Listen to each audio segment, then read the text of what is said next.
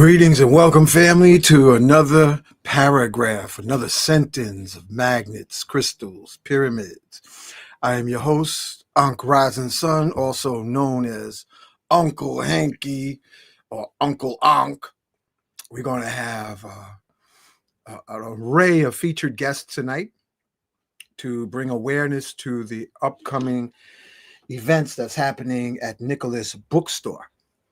So let us start following the protocols, acknowledging you, oh man, what have they done to, it look like they've upgraded StreamYard. Well, here we go.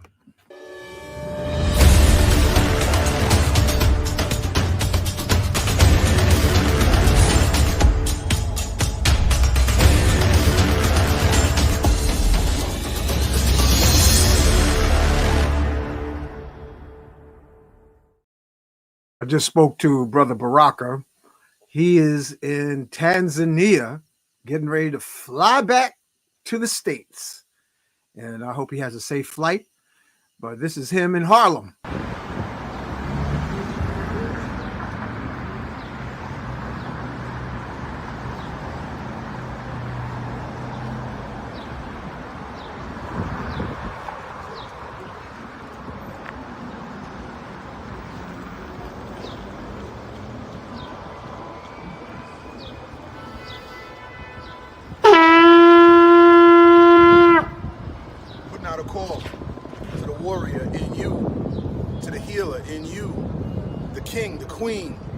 Magician, the lover in you.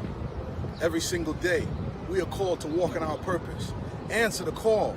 Lay down your burden and anything that holds you back and take your rightful place. The battle is everywhere. It's right in your face. Let's go.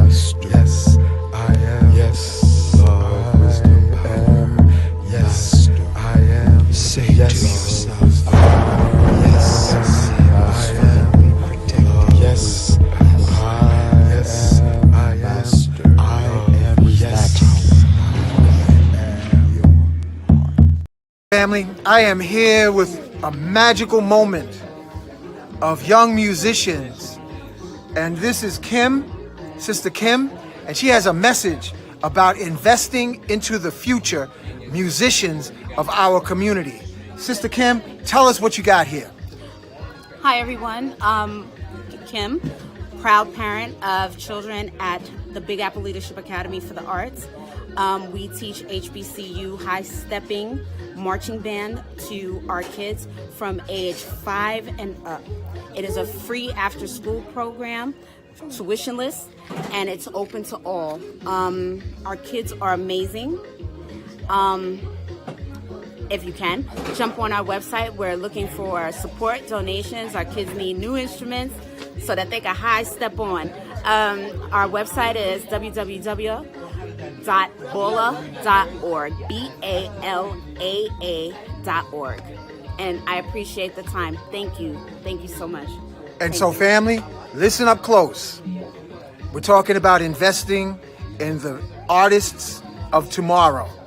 By investing in them, if you have a little expendable change to invest in the youth, the genius, this is the opportunity.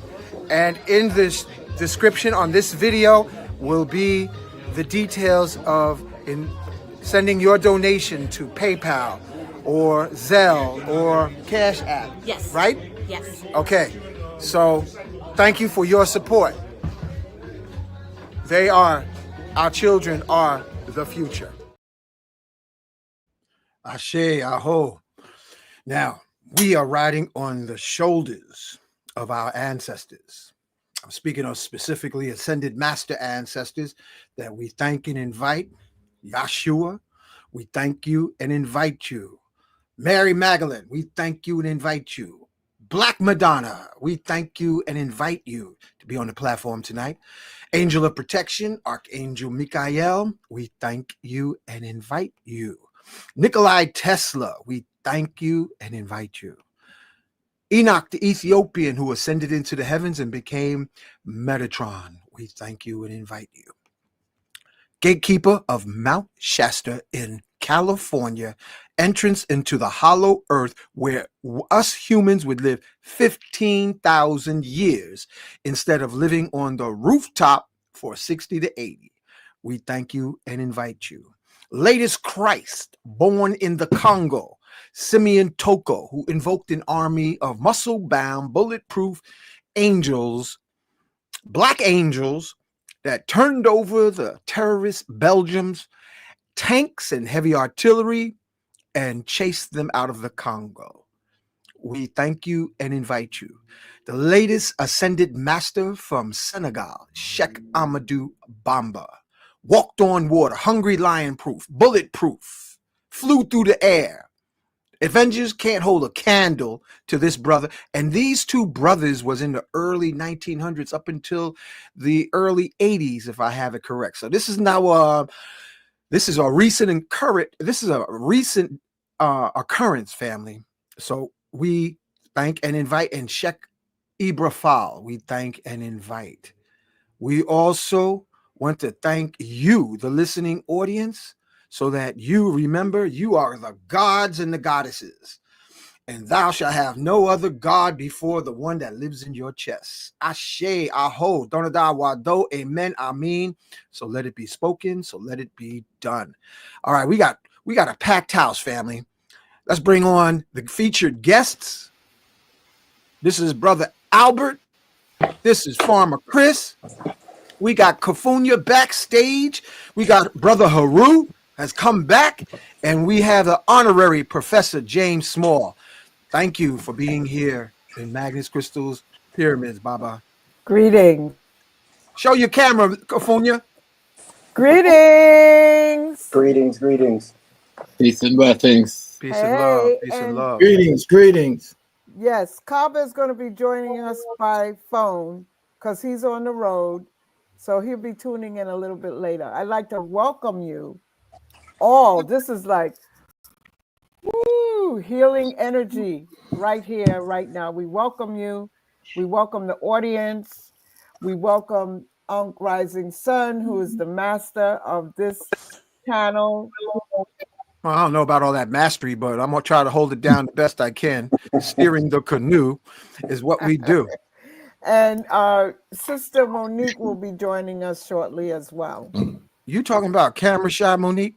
Yes, camera shy Monique. Okay, you know what? I'm glad you mentioned that, because Brother Heru, we've been pushing your services, your products. We got a banner, bro, that we've been putting up ever since you was here, and they beamed you up off of the Starship Magnus Crystals Pyramid. So we have right here also the Creator's Breath, which is my brother Albert. We have the Flanagan Minerals, and you started a bonfire, Brother Heru, and I salute you, because our health is our greatest wealth, and too many of us are flopping and dropping way too soon. So family, Brother Heru is the founder of herbalresults.net. I dare you to go to that website. Welcome, Brother Heru. Yeah, man. Thanks for having me. Oh, you sound cool as ice, brother. And I got my bottle. I got my bottle here too. Okay. Where's your bottle, Kafunya? I know you done took the olive leaf extract. Yeah, I have my bottle. It's in the kitchen in the lab. where it belongs. Yeah, I got all of mine right here. It is right here. I'm half empty with mine. All right. Listen, Baba James Small, this Mhm. brother next to you is a genius for regeneration, activation, and flipping the clock on health and time. So I got mine, and then I got Albert's minerals right here.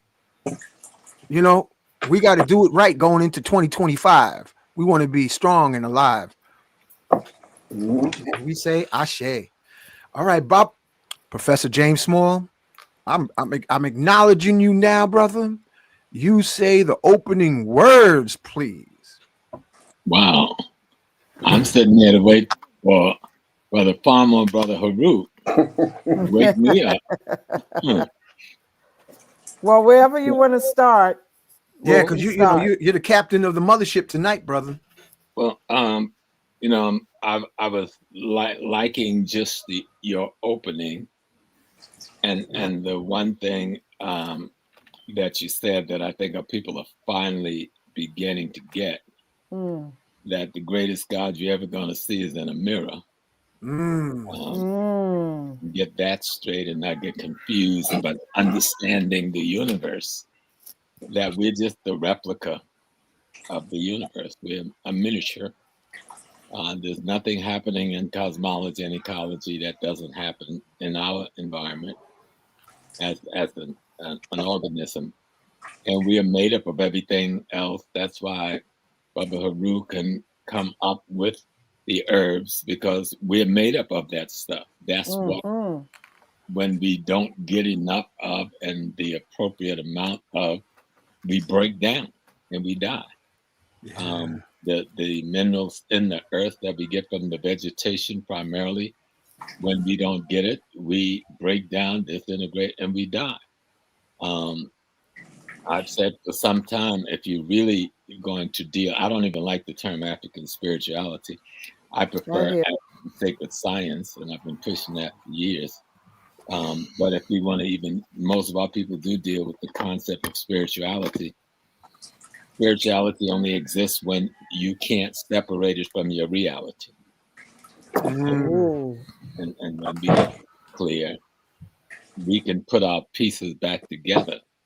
I think the reason, because at the end of the day, when I wake up in the morning, if I can't provide, today ran and did this with this grandchild, pick up this one from school, pick up those from the bus, took this one to school, helped my wife fix a meal for them when they came home for lunch, make sure they're dressed warm, make sure we got a house to live in when they come home and beds to go into and heat to turn on.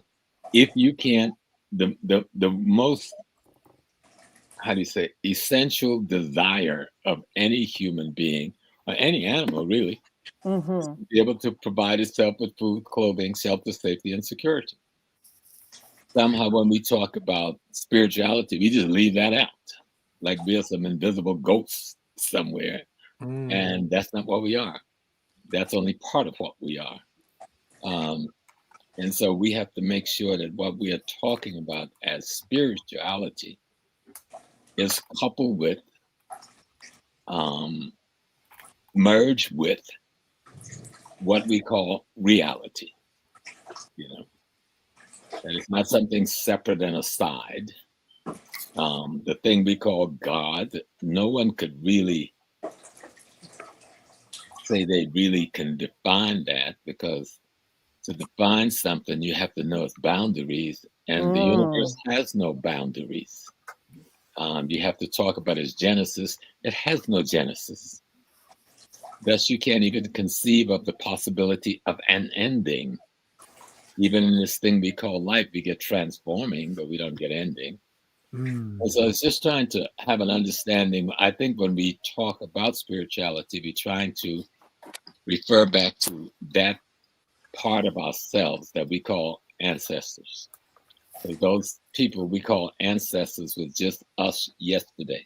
And so when we get those pieces just kind of clear and understand what we were doing 100 years ago, 500 years ago, 1,000 years ago, in terms of trying to keep harmony and balance in the ecology we find ourselves.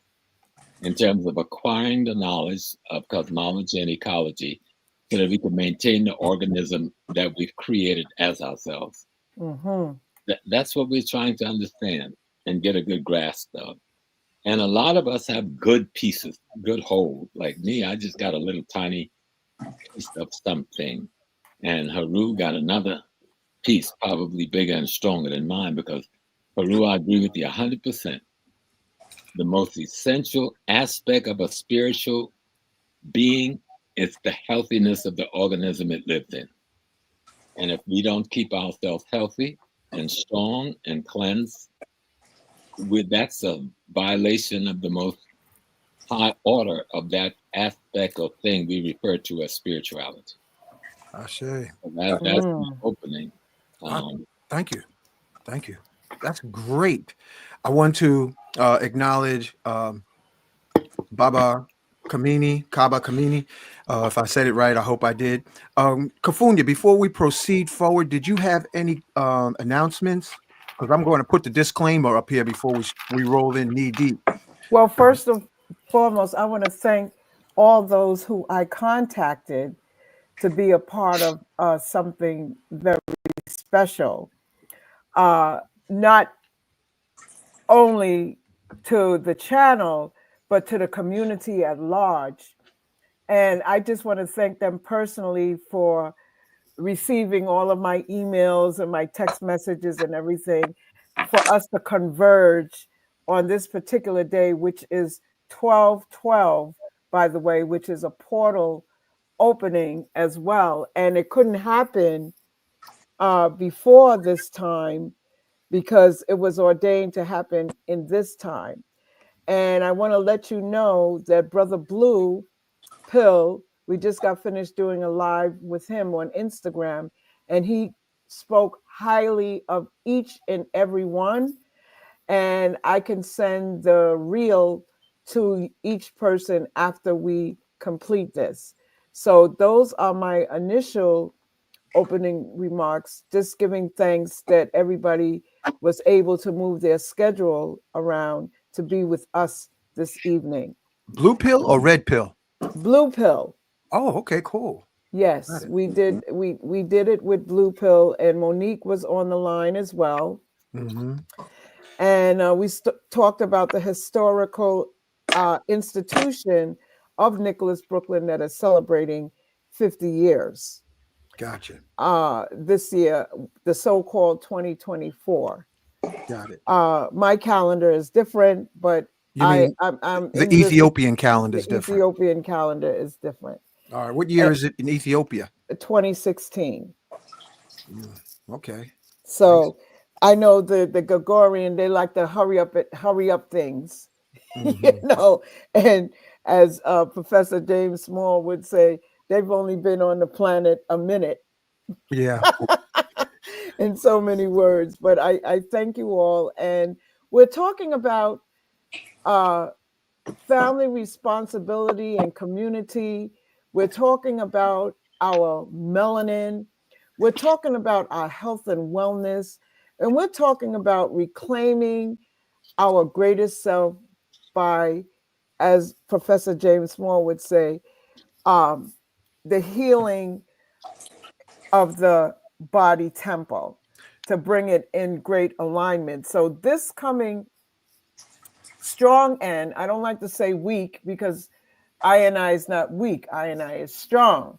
And those weak ones, we're going to strengthen them if they have ears to hear and eyes to see.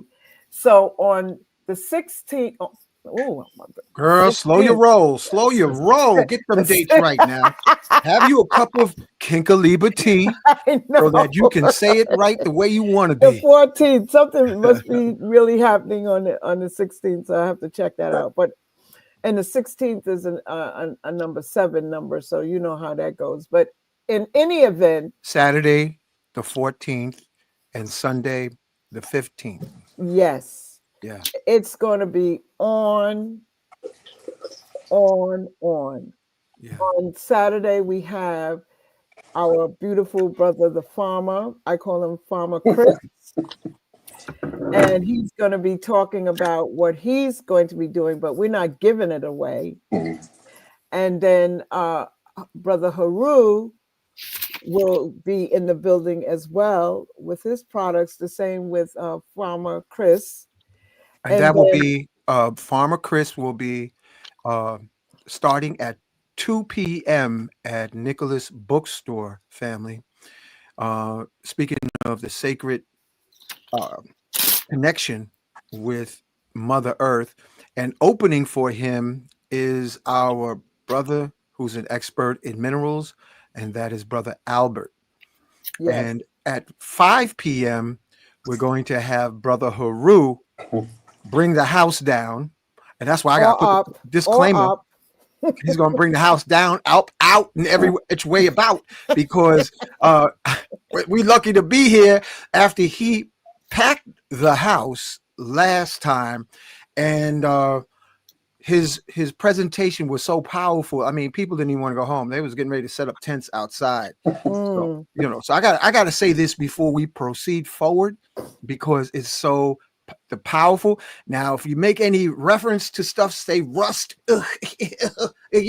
nothing about sticking in the arm and all that kind of stuff, because boy, they got me on probation, y'all. I just want to let you know I'm on probation, because all the motley crew of geniuses have been on this platform, and they've all kind of stuff's been said by Phil Valentine, and I see a Duke of Tears, and the list is long.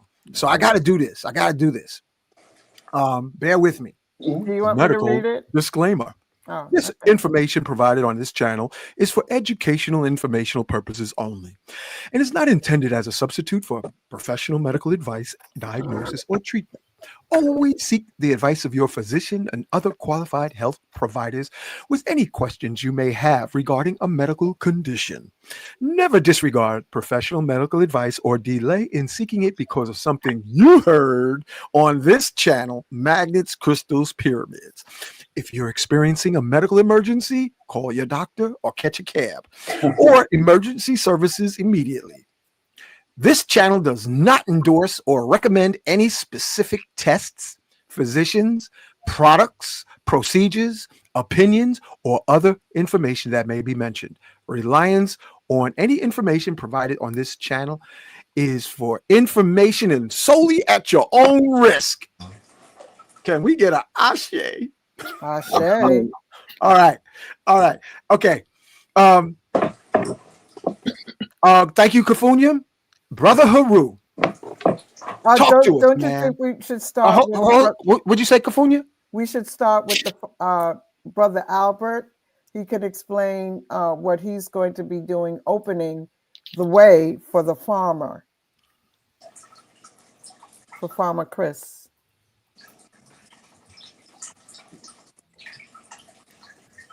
Good evening, all. Can you hear me? Yes, sir. Yes. Thank the Most High for the opportunity to be here. And I'm about sharing and caring. And I'm Albert, the mineral nutritionist. And all that means is that I'm aware that elements are not created on the earth, but outside of the earth in the bowels or the nucleosynthesis process in stars, where you need such tremendous energy to put the atoms together to form the different calcium, magnesium, iron, gold, silver, platinum, and so forth. And that I also base my understanding on what someone called the other day the little heaven, being the woman or the mother's womb. So my studies start there. So what I've learned and now understand more fully is that when the sperm hits the egg, there's a spark of light. And the good book says, the Most High said, let there be light. And then everything else came out of the darkness and became light. So you don't have anything that manifests itself in a material space that is not composed of these elements. From the water, from the air, the soil, and our bodies, and all the different cellular structures within our body. So when you're in the little heaven or the mother's womb, that is an environment rich in water and what you call minerals, I call elements. They're monoatomic, crystallized like a salt or a sugar. So it's not a metallic substance any longer. It's a crystal. And when you put it in water, it dissolves. Ergo, the title of my product, crystalloid. These are the products that are in the same form or elements that would be in the mother's womb. Now, in the mother's womb, they're very concentrated. I don't know if you ever pondered, wow, how could we just develop so quickly? In 9 months, we got everything functioning. That's because of the power of the elements. There's nothing more potent than the elements. If they made a drug as powerful as the elements, it would kill you. But only the Most High can make something so powerful to make all the different signals and energy. Now the plants, and Brother Heru, he probably knows this as well. The plants use these elements as well. They sort these out. That's their job. They take the sunlight, convert it into food. You know, you got the chlorophyll, you got the phytochemicals, but even the plant needs the sunlight and the elements that it extracts from the soil if they're present. But today we know Brother Albert, are you going to have stock available at Nicholas this Saturday? Yes, I have a few items. Yes. Okay, I just want you to do just an overview. I want to bring on Farmer Chris. Farmer Chris, welcome to Magnus Crystals Pyramids, my brother. Welcome, blessings, honor, thank you. Yeah, man, I come from a family of farmers down in Virginia, North Carolina, bro. Mm-hmm. Most so of big us salutations, because we can't survive up here in the city without the farmers in the country. Yes, and we can survive with a reconnection of a system that used to be in place connecting up south and down south. So it's already there. So what you going to be presenting this Saturday? Talk to us, bro. Absolutely. So this Saturday I'll be at Nicholas, Brooklyn. Our discussion will be about re-engaging with the soil and the economics of remineralizing the soil. Our soils are depleted. We know this. Our food is processed, grown, created, stored, distributed to us in a way that is lacking that spark that Brother Albert was just speaking about, right? So disconnected from, if I'm looking at the soil in my experience, I'm also coming at it as the feminine property of the soil being the womb. And so taking it from that point coming up, trying to focus on the things that can actually help, that would not break the budget, that would not need another 30 years of science, something that would actually add value to the vitality of the food that we actually are eating and consuming and growing right now. Thank you, So brother. that being said, that led to the product line, Precious Metals Produce. It is a nano and colloidal based plant growth and wellness product line. What does that mean? We have products that contain nano gold, platinum, silver, and copper in various blends, whether that be for the root serum, whether that be a plant foliate, whether that means that we want to amend some of that powdery mildew that we get every spring. We want to amend some of the fungal infections that our trees are experiencing on a regular basis, but we want to do it without actually killing and toxifying the land, the tree, and the thing that we're trying to eat at the same time. And so the noble metals, the various metals, as Brother Albert is, I'm sure, aware, and everyone, Baba Small, such an honor to be present, even talking with you at the same time. So we are all aware of the products of these, the properties of these elements, and so how we apply them. And so Baba Smalls was also talking about the application of spirituality. And so this particular journey for me has always been how do I apply that unseen thing, bringing something from seed to harvest to seed again, and be able to produce, provide, and also pass on the knowledge, the information, and the legacy of the different plants that are there. I'll rest it there for a second. Thank you, brother. Thank you. That's an excellent Thank intro, you. overview. And I bring on my brother, Heru. Welcome, brother. Welcome to Magnets, Crystals, Pyramids. Again. Unmute. You got to unmute your mic. Unmute your mic, my brother.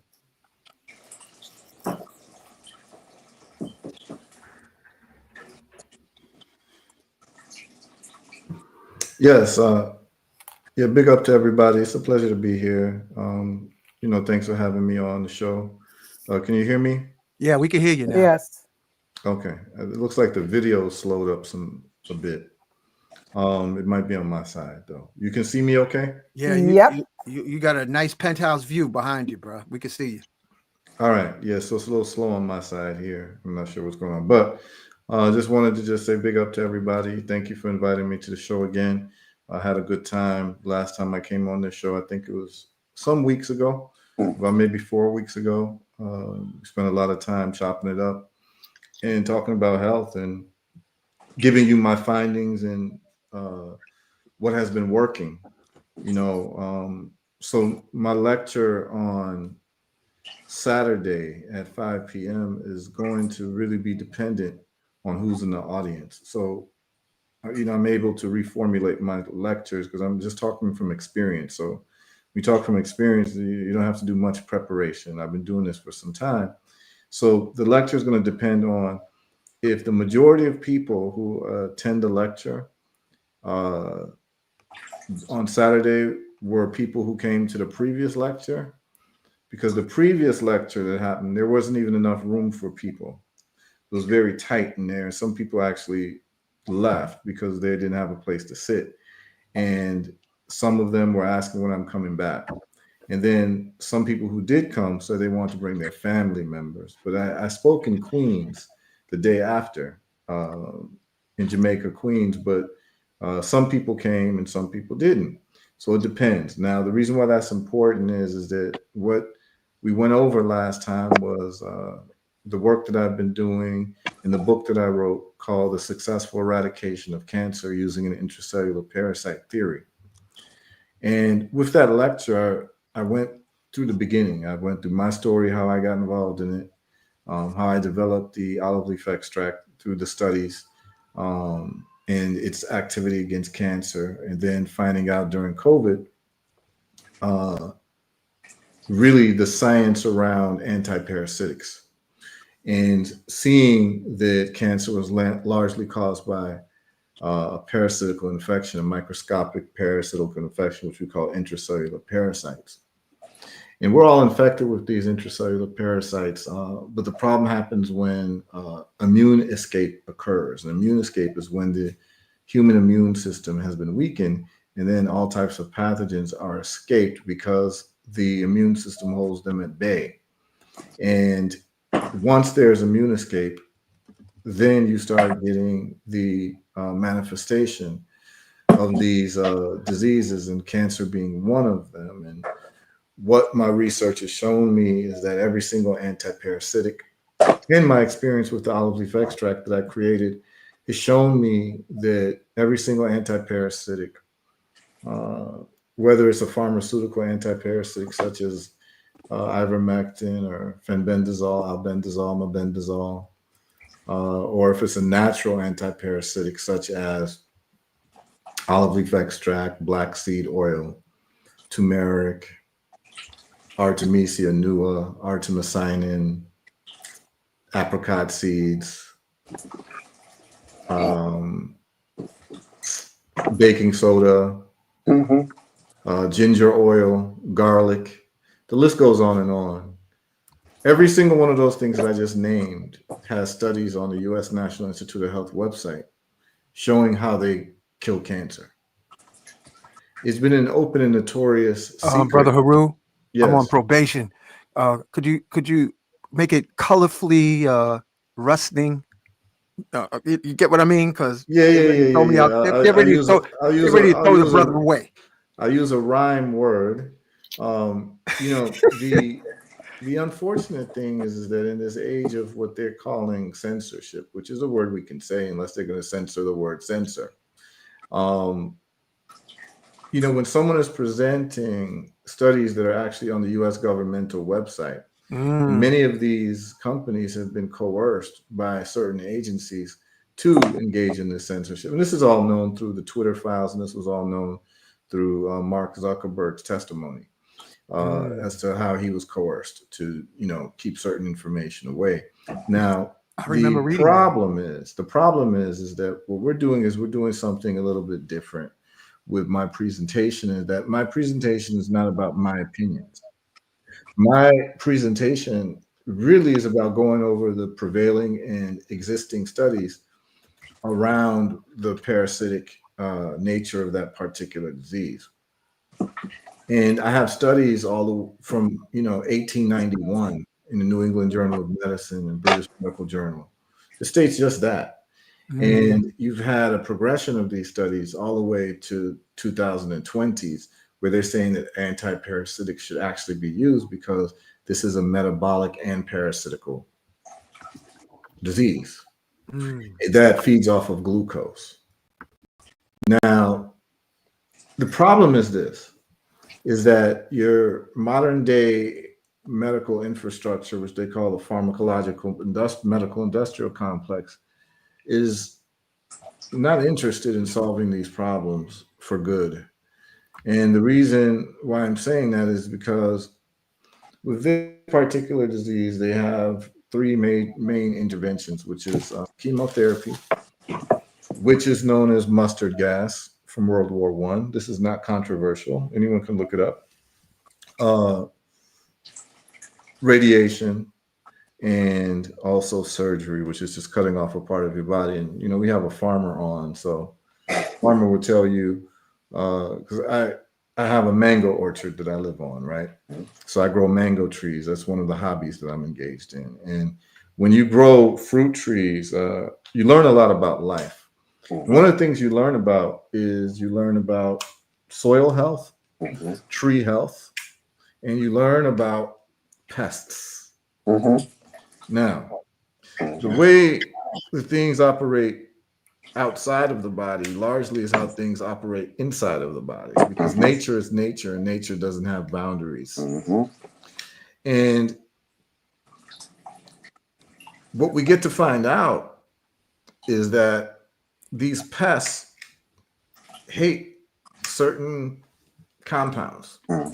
And those of us who do any type of farming on any level knows what those compounds are, whether they be organic or inorganic, natural or laboratory made. We know what they are. And of course, those of us who are on the other side of the ledger want to use things that are as natural as possible because of the fact that we want to create abundance and joy in the world instead of deleterious side effects that might be attached to the food source, right?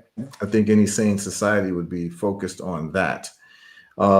And what we get to find out when we do farming, just basic farming, whether it be gardening or growing fruit trees, is that, for instance, one of the best things that you can use for pesticide is neem. So you use neem oil.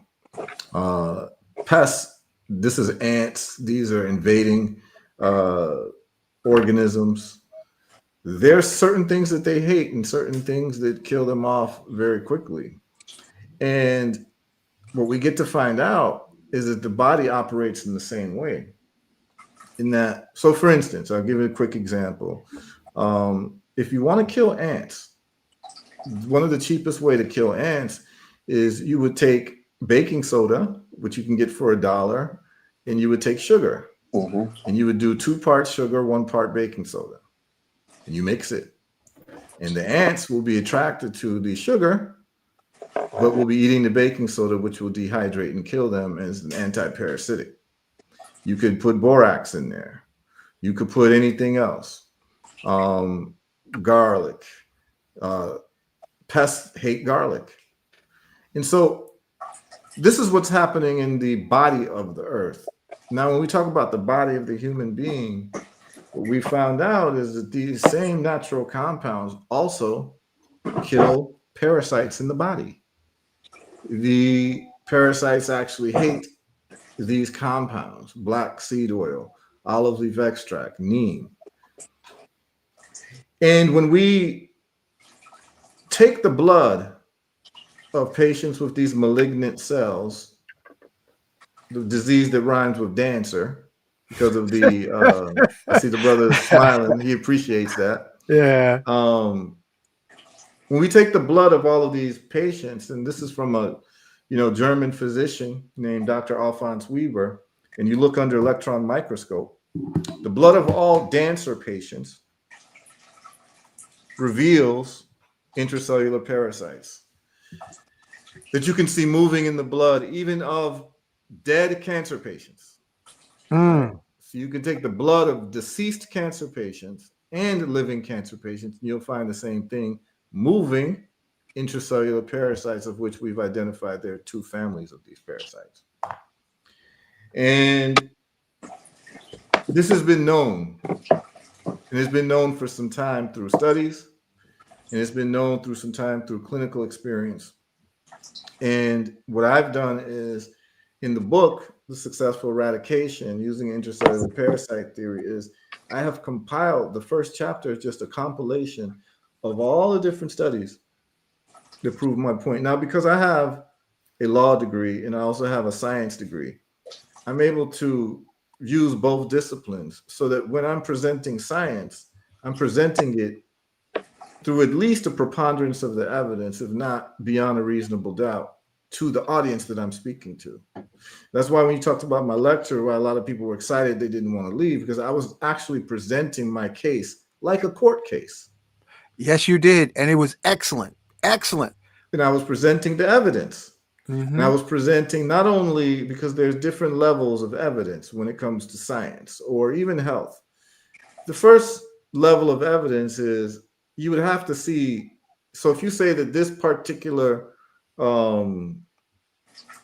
intervention works for a disease, you would expect to see some studies on rodents first, right?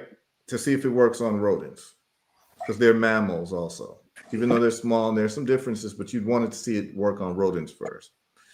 So then you look at, are there any studies? And when it comes to olive leaf extract, there's rodent studies showing that it kills the disease that rhymes with dancer between 9 and 12 days, right? So I have the studies on my website. That's why people can go to herbalresults.net. We have a science page. You just go on the website. I put all the studies for people to actually look at, because you can literally click the link and read the study. And this is all on the PubMed website, which is the National Science Library. And also it's run by the National Institute of Health.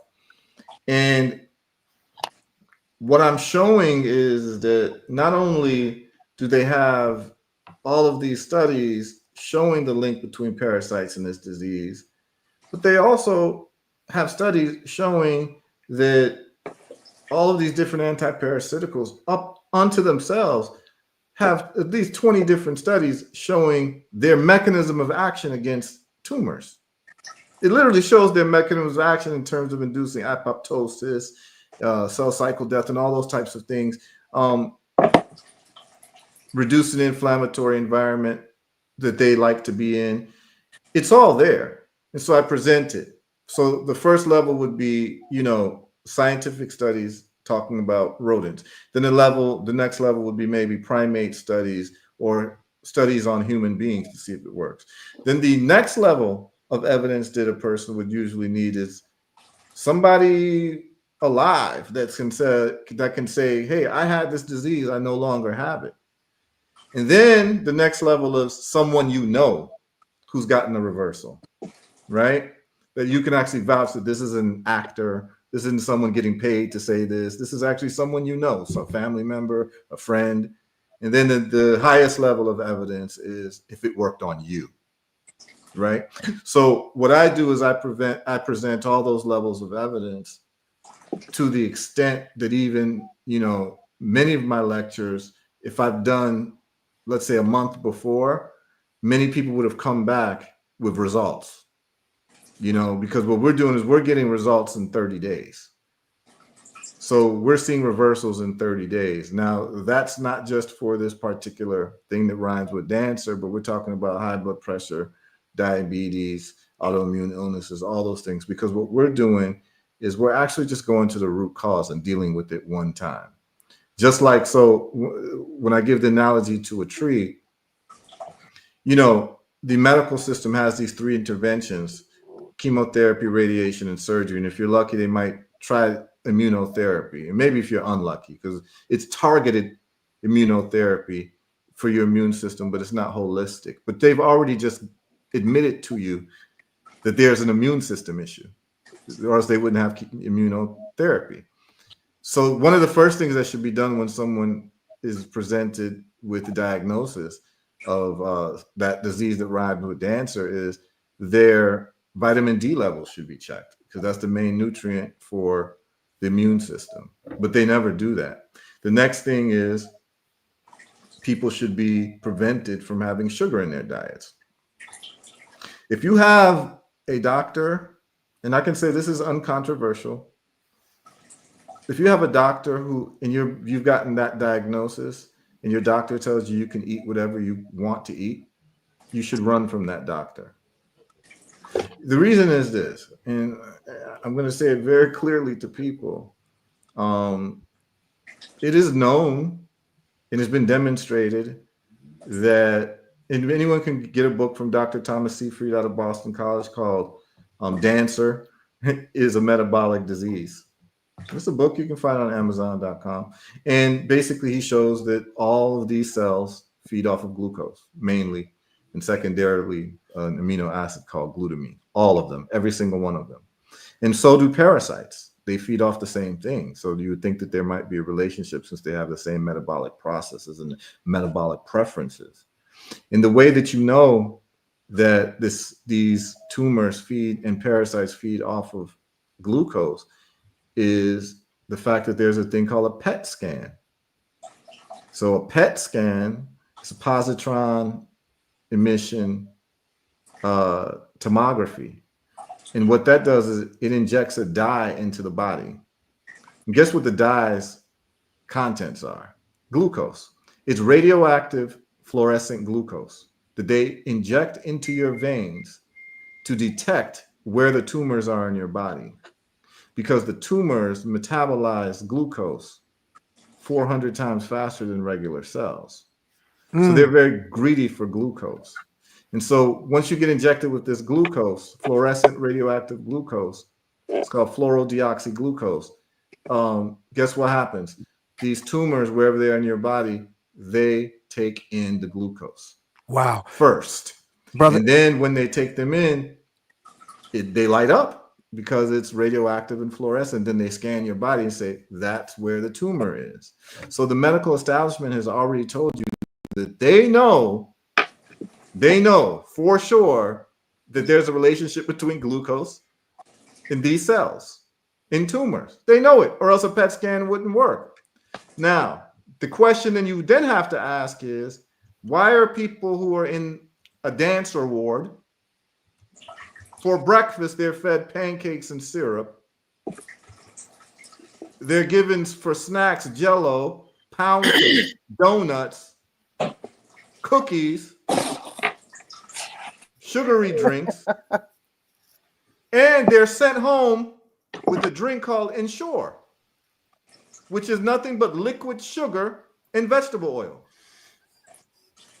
So when we start looking at these numbers that the CDC puts out and the World Health Organization puts out, where they're saying that they expect the rates of cancer to rise by dancer. 100%. You mean dancer? You mean dancer? Yes. They're expecting the rates to rise 100% between now and 2050, which means that they're telling you that they don't have a solution for the problem and do not plan to have a solution for the problem, because it's an industry where they are cash flow positive by keeping you sick and not solving their problem. So the issue with the pharmacological, I mean, we could talk about it in terms of patent law, which is a whole, this is why they exist. They exist because of patent law. So they've got to take naturally formed compounds, which they cannot patent because Mother Nature already made it. And then they have to make a tweak on the molecular structure of the naturally occurring compound. And that's what you call a man-made pharmaceutical that's made in the laboratory. But the problem is the human body cannot integrate things that are made by man. It can only integrate things that are made by Mother Nature. So when you take these concoctions that are made in laboratories by man, your body cannot fully process it because your body was made by Mother Nature. And you end up getting body malfunctions, which are called side effects. Now, Brother Heru, yeah, we are not giving everything away because you know why. And when people come on Saturday, they will get the fullness, and they should bring everybody that they can from their families who have dealt with the disalignment of their temple. And with that being said, we're going to have Q&A after everyone has an opportunity to speak. But I would love to move on to Baba and Professor James Small to chime in because he has something really, really beautiful that he's going to be presenting to the community on Sunday. So, Baba Small, I would like you to let us know what are you bringing, and I know it's going to be wonderful, to the table of our existence. Well, thank you very much, Kapunya, sister. It's like Baba Heru say, a lot of what I talk about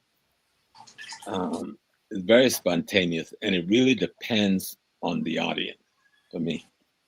No matter what my topic is, it can find alterations depending on the spirit that I perceive when I sit down. And that's going to tell me what I'm supposed to do. I mean, there have been occasions I've come with 2 pads full of notes, never used them. Yeah, that happens. Yeah. What's coming to me is telling me there's another need.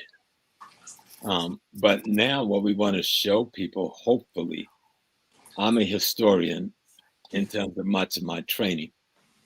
Been in the priest craft, and a priest is nothing but a healer. All right. My grandma who raised me we call them root women down in South Carolina. And that's a tradition, indigenous tradition that came from the continent with us, and it still exists all over the South, especially the Gulf, seaboard, and through the Carolinas, Georgias, and so forth, where the medicine had been retained, where they defined new herbal medicine that they found in this ecology that can do the work that others that they knew in Africa could do. And so what I want to really focus on is for people to see how to use spirituality in your daily life, how to use what they call spirituality in their daily life, the body of knowledge that is trying to describe the activities of our ancestors in these institutions that we erroneously call African religions, because Africans have religions. That thing we call religion is a part of our cultural system that employed the rituals and other tools to explain how to stay healthy by informing you on how the ecology and the cosmology works together with you to keep harmony and balance. You know? So that's kind of, I'm going to try to just make that as simple as possible, not complex. I love the way Heru, I've heard so many lectures on healing and the healing sciences, but Heru, I've not heard. Malcolm used to teach us to make it plain. You made it plain. I mean, You got that right. there's no complexity to understanding what you're saying, you know. And so that's what I tried to do, to get people to, you can wear all the elekes you want. It's just plastic and cord. You can wear all of the beautiful printed clothes from Africa. If you don't know the language encoded in the cloth, it's just cloth. It looks nice and it can give you a psychological high, but there's something deeper than that going on. Why did they wear this particular clothing? Or why didn't they wear any clothing? Right? I remember when I first went to Togo, being still very white American, it was 83, and we went to this village up country, and no women had on any clothes from the waist up. And I was jumping and turning my head not to look at the breasts of these women. It just seemed so inappropriate. Well, one elder came over to me and told me, I understand what's going on, and said, just calm down. She told me, in other words, this is so normal. Do you understand? That baby hanging on her back, when he gets ready to eat, he just reaches around under her arm and gets the food source while she continued to work in that field, you know. And then I was like, oh my goodness. And it happened to be my birthday. So this spontaneous celebration by all of these women who, without breasts, those with full breasts, those with flat breasts, began to dance around the tree. Oh, wow. And I began to see the beauty of people just saying, welcome to our village. Welcome to our understanding of reality. Welcome to our perspective. Welcome to how we display ourselves in nature in terms of our understanding. And so I just want to try to tell people, when you study history, and I use the term, history erases the mystery. People left some beautiful records. Kemet isn't the only place we left records. That is the abundance of physical records. But the language contains the records. The dancing, when explained, contains the record. The medicine, the herbalism, the healing process contains the record. The drum rhythm contains the record of our experiences in mastering the science of the universe, and of ecology and cosmology, which we call African sacred science. And sometimes we make things more difficult than they are. So I sometimes tell people, you know why we wear these necklaces? If you go to Africa, most priests and priestesses don't wear a bunch of necklaces. Okay. They don't. We do it over here because we left home and we were cut off from the institutions of daily cultural transmission of knowledge. And we had to find a way, under duress, against all odds, to maintain the bodies of knowledge and find a methodology to teach it to the next generation. So we created symbols. Those elekes, each one represent a school of thought, a body of ideas, you know. And I broke up some of the books I was looking at them. When we look at the Yoruba approach, and there's no such thing as a Yoruba religion. What we call Yoruba religion is simply the Yoruba's people manifestation of understanding of African sacred science, their knowledge and understanding of ecology, cosmology, and everything that allows us to mesh with that.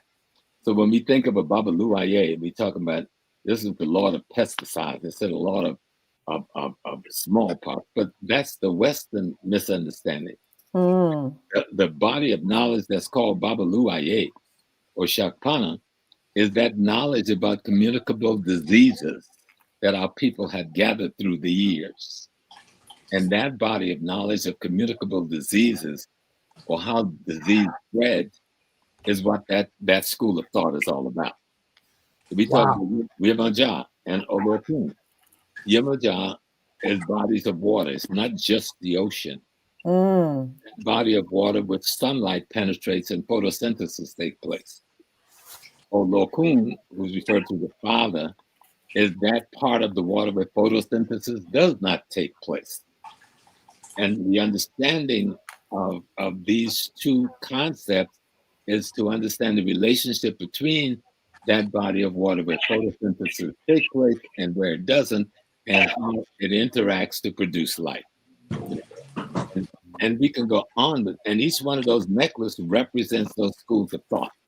So the colors stimulate recall because we've learned that. We've learned that when we say Ogun, we say, oh, the god of iron, the god of war. That's the surface minimal for white people. Ogun represents transformation of the human consciousness, transformation of the human spirit. By using iron as a fundamental symbol, you think of the process. What do you do to iron, or what do you do to get iron or steel?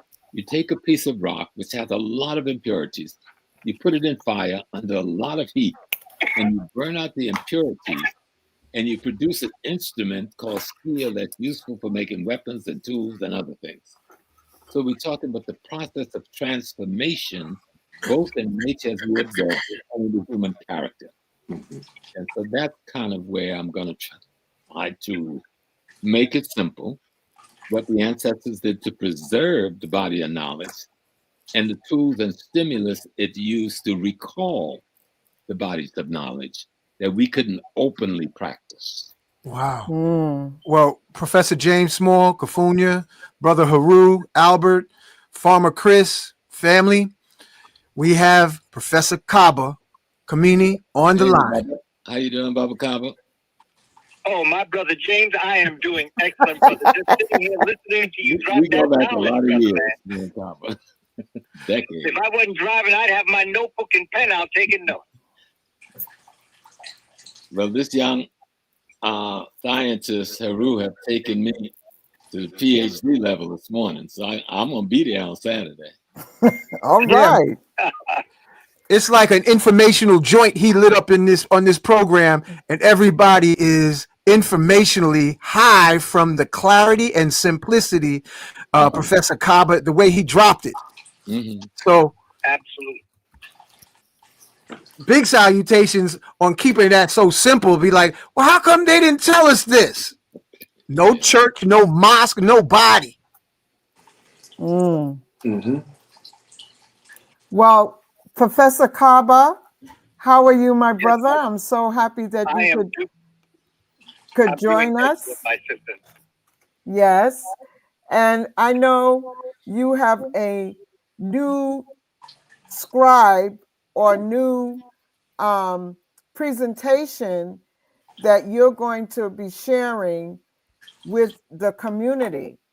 Do you want to just speak briefly about what you're bringing to the community table on this coming Sunday? And by the way, we also have a special guest that's going to be in the house on Sunday as well.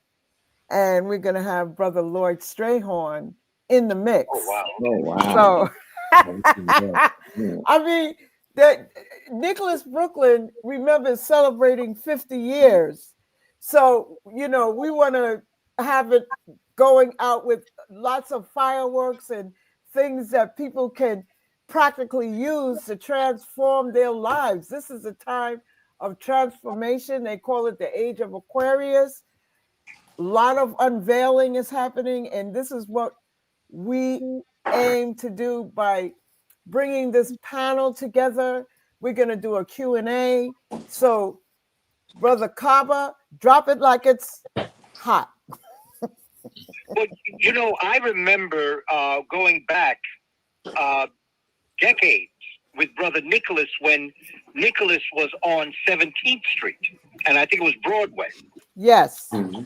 And I was working for the Board of Education, and I used to, I had a program that I could, had a budget where I could order different things. And I remembered the decoration of my resource center came directly out of all of the flags and the posters and all of the different things that Nicholas had in his store. I remember Monique and her brother when they were young.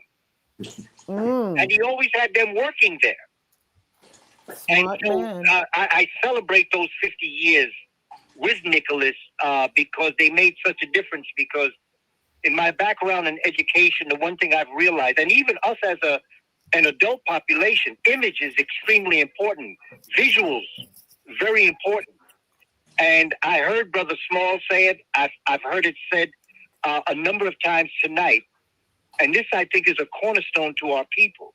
And that is to keep it simple. Yes. Keep it simple. Don't have to get too, you go deep. Like James Brown said, I want to get down, but in order for me to get down, I got to get in deep. So the simplicity is in the deepness of the message and the knowledge, but that deepness is when you touch the inner core, the spirit of our people.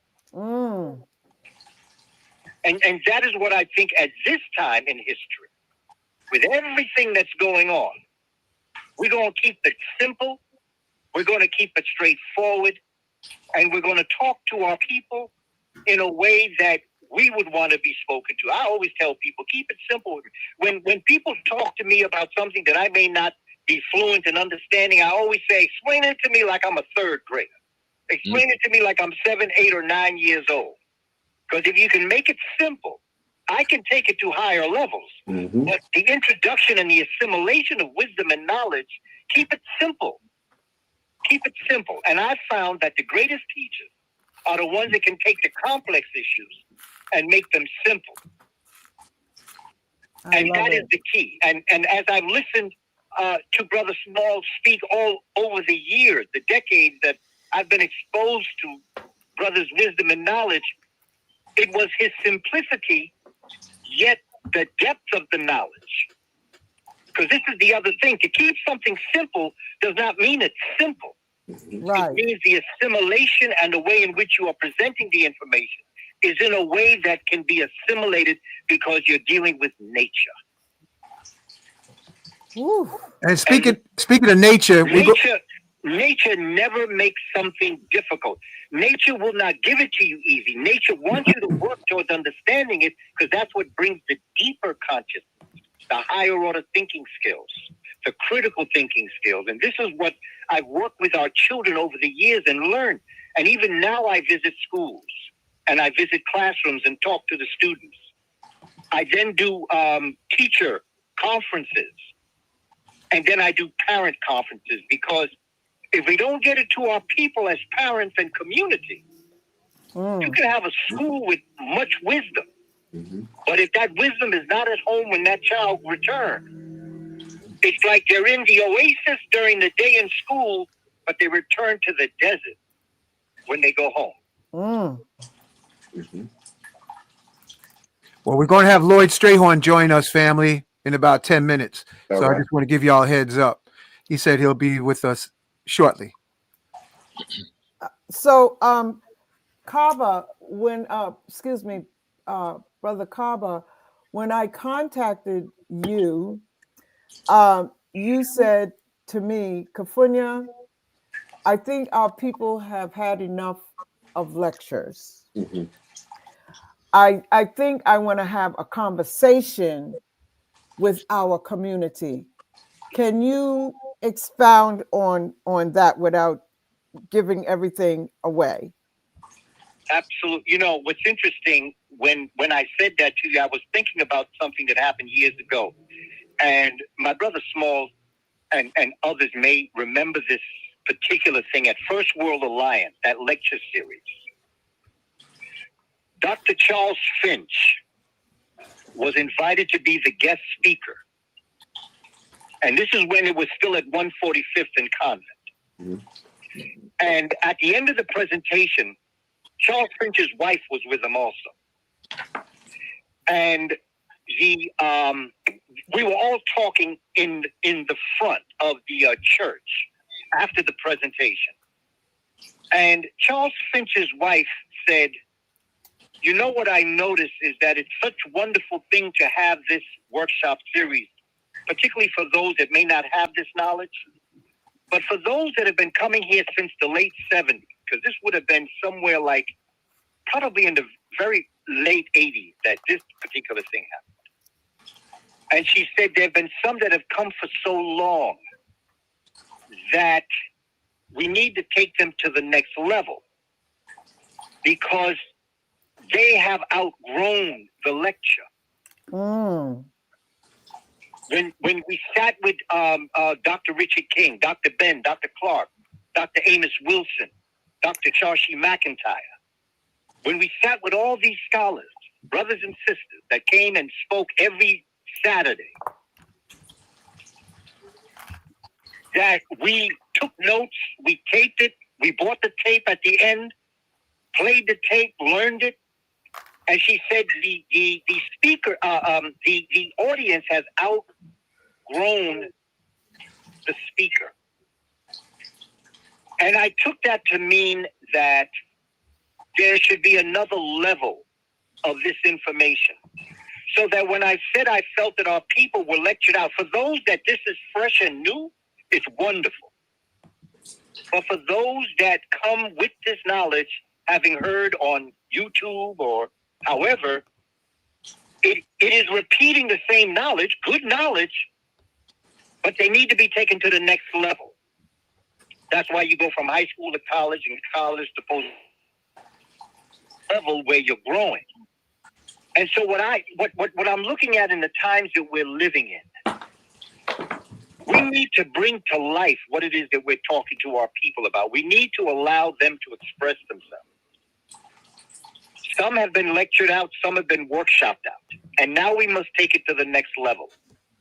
And when we listen to Brother Smalls talk, we have got to be able. I remember Brother Smalls. You once told a story about Dr. Clark, and you said that Dr. Clark was doing a presentation on Shaka Zulu, and you said the way in which Dr. Clark was talking about Shaka Zulu, it was as if Shaka Zulu was in the room telling the story himself. Yeah. Yeah. I remember you saying that. And that brought to my mind the ability to visualize the individual and use the type of vocabulary, use the type of body language that allows the listener to be able to actually see that person. And what's actually happening is that in seeing that person, you are spiritualizing that person. Dr. Clark used to call it talking in a circle, where he would visualize for us the person that was talking, that we could literally be spiritually endowed with his words as he brought Shaka Zulu into the room and spoke about it. And I think that those concepts are things that we bring to our community. And I think that this is what we'd like to bring to the community on Sunday at Nicholas Bookstore. I want to make the word flesh. What they mean, word made flesh, that comes from us. Talk to me. Stone, word made flesh. To concretize the spirit, the Amen and the Amenet. Amen being the hidden and Amenet being the revealed. To be able to, through Amenet, the feminine principle, because you were early talking about the age of Aquarius, to which there is another term that's used as it relates to Kush Kemet. It's the age of Hapi, the water. That's where the water barrier, the water bearer of Aquarius. It comes from Hapi. It's a feminine principle. And we are on the cusp of moving into this right now. And this is why you see so many things happening. Nature is talking to us. And we got to take this to the next level now. And let our community embrace it and know it and become it and spiritualize the material. And then to materialize the spirit. You know, when you speak, Professor Kaba, I was hearing in my head, it's graduation time. Hey. It's graduation time. It's graduation time over in my head.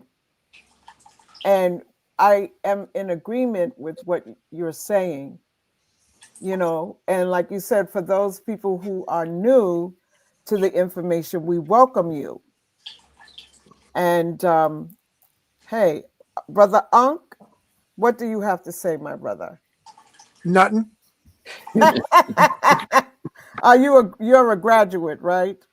No, I'm waiting on Lloyd to call in, Oh yes, of and course. I'm just navigating the canoe. Does he need he wants to call in or he wants I to? got it. Oh, okay. And you know, my family, if I could say one more thing when you use the word graduation, because in my career as an educator and as a student myself, I've attended so many graduations. And when I was younger, I always wondered, why do you call graduation commencement?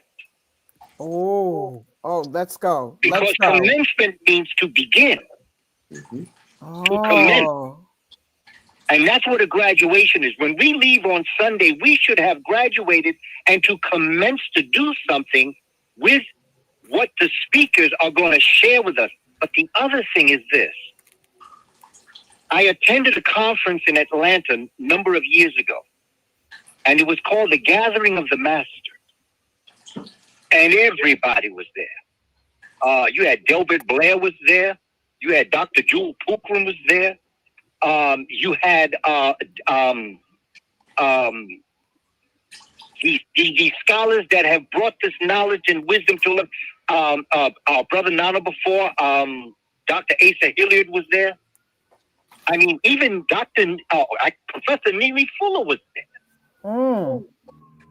And what the brother that had brought us all together to do this gathering of the masters told them is that you may think that the speakers that are going to speak to you are the people we're meaning when we say the gathering of the masters, that we're gathering them.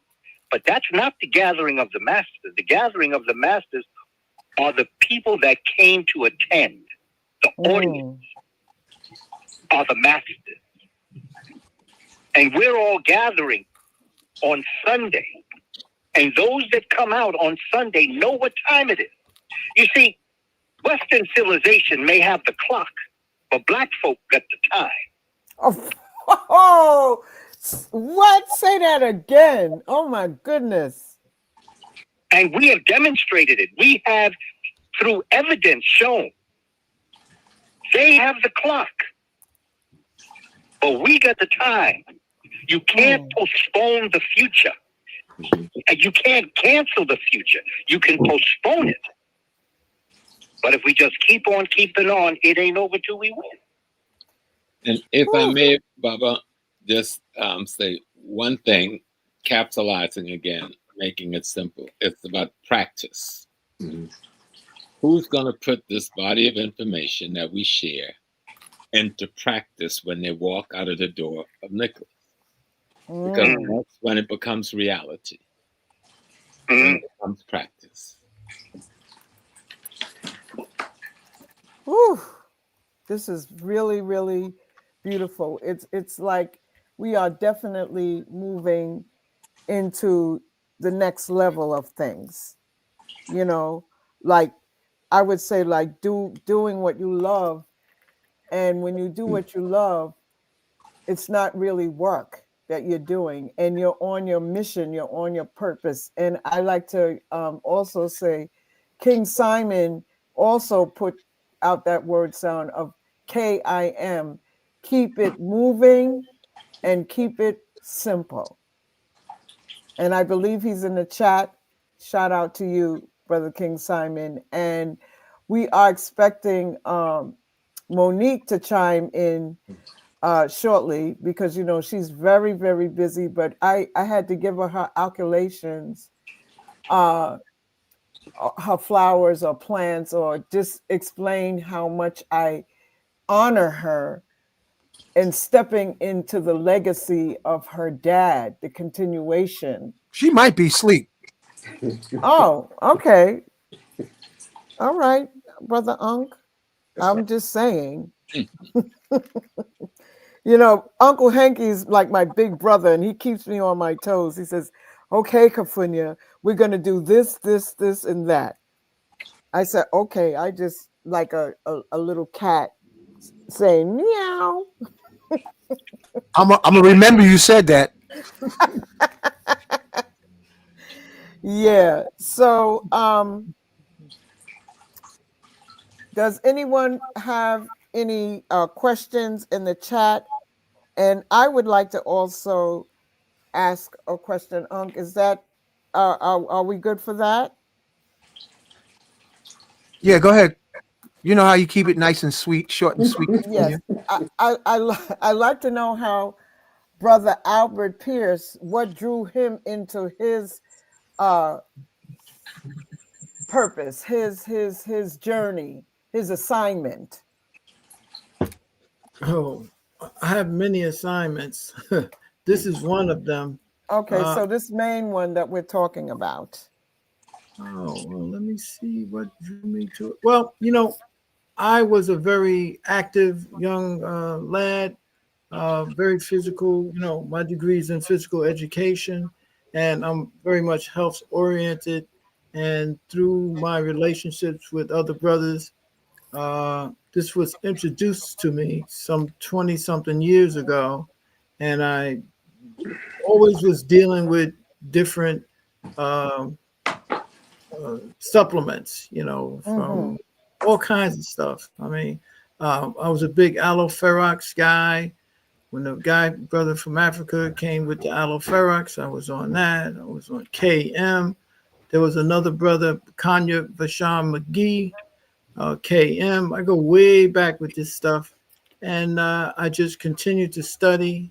And this is sort of like the least common multiple of everything that we are. Mm-hmm. The so elements. You commenced after your graduation. Oh, definitely. Okay. I would like to ask Farmer Chris also the same question. What got him into dealing with the elements and the farming, and why you find that it's so important, and how simply it can be done? Thank you. So many thoughts on so many of the things spoken about this evening.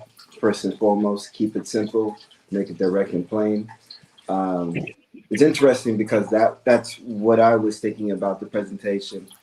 Baba Kaba, I was also thinking, I'm not good with this lecture thing because I'm kind of lectured out myself.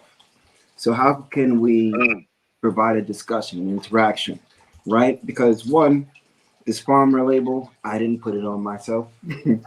So if I speak to how I view myself, I am a steward, continuing to steward as a steward of the land and all the things that are involved in that. How did I really get started in growing? Really? The birth of my first child, then the second, and then the third. You on with Professor Kaba? Hold on. And then being responsible as a co-creator, father, for the culture that we were going to create for these children, right? And Baba Smalls, it is part of how I was raised in terms of being from Harlem, Sugar Hill. So the church that the meetings were taking place on 145th Street, that's where I went to Boy Scouts during that time. So that general area, that general energy of your culture should be all inclusive. Lloyd. It should be I'm having all inclusive. It's technology, man. And so in aspiring to teach a better way, simply doing a better way. Okay, hold on a second. Yeah, hold on. I'm sorry. Go ahead, brother. That's all right, brother. I could send him the link. Mercury is in retrograde. I could send him an email. I got it, Kafunya. I got it. Oh, okay. Go ahead, Farmer Chris. That's all right. And I'll try and keep it very simple and straightforward. So becoming a father, also being a personal trainer for 30 years, being a holistic health counselor for 24 years, being a ball player from Harlem, bigger, stronger, faster, right? So all of these things, these mechanisms, the spark was fatherhood. And And knowing that how we were receiving our food, the connection that we had with the food wasn't really going to work for producing the most vital children that we could, as well as knowing that we were supposed to make it and survive because we have other things to do. As in, I'm not going to get taken out because of what I'm eating. When, right? I'm not going to say, oh, it's too difficult. I don't know how to grow this thing. You know, it's time to tear up the backyard, tear up the basketball court, put down some rows and start learning. So that's been a 25-year process for the family, and then for growing, extending out to a CSA, for my personal training and holistic health counselors, clientele, and then moving out to friends and family on a greater scale. And CSA is direct to delivery, straight from the farm to you at a specific drop-off location, pickup location, or to your particular house. And so that's how I was able to navigate that and accrue some of the shared knowledge and information that we will also be sharing on Saturday. I'll skip forward, really go into what has led me to this particular point. We had that thing that happened that shut down everything that Nicholas didn't shut down for. I was one of those people who my classmates called me, asked me, hi, we're going to need you because we don't know where the food is going to come from. We don't know how we'll be able to have access during that time. And I agreed to get back into it, make sure that we had an open and secure supply line of food for 100 families for 2.5 years straight during that period. Growing myself and working with other farmers, local farmers throughout the Hudson Valley, throughout New Jersey and Connecticut, and making sure that even if the world closes down, we will still be able to eat. Still be able to eat vibrant, vital food grown, what we call organically, which I like to say it's grown naturally. And to a point earlier about pests, absolutely, you learn the different dynamics and way in which the homeostasis of an area, of a biome, of a living area is affected and can be moved for the good, for the bad. In developing my farm practices in general, I rely more on nature to lead the way. As a steward, I'm there to take care of the needs that may not necessarily be as easily accessible to a plant that won't be able to move. But I'm not just growing the plant.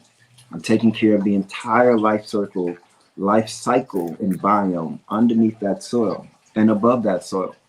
So what I look for in terms of having an ant problem is, well, let me see if there's some way I can mitigate the soil, the environment in which nature will move and navigate. But if we're talking about production, that's a whole different thing. So if you need to get rid of ants, you need to get rid of ants, and there are ways to do it without. So that's part of how I moved into the production of precious metals produce and utilizing the nanos, really, because how do you actually grow food in soil that it has been toxic or just depleted, right? So how do you do it in a way that's not going to break the bank? And my actual intention at first was to restart the CSA, restart local production in an urban farm setting. How would I be able to do that, controlling for all of the things that are unnatural about that? One of the things that I could have used and settled on was the fact that these noble metals in colloidal form, because of their very nature, their existence in all of existence, would be very helpful to do many of the things that toxic chemicals are purchased for, or things that are made in a way in which the return is less than what it takes to actually make, whether that be pesticides, whether that be a particular type of strawberry grown a particular way that can be said that it's organic, but yet it takes more input than naturally would. So dealing with the fact that we have a toxic growing environment, how do I provide something to our folk? And I'm going to be serious, right? Initially, and that was my initial, how do I do something that will better our folk? Mm-hmm. How do I better the small farmers that I have developed a 20-year relationship with, that are dealing with things like still using bleach to clean their tools, right? What are the ways that we can actually clean our tools in if we're calling ourselves an organic or a regenerative farming community?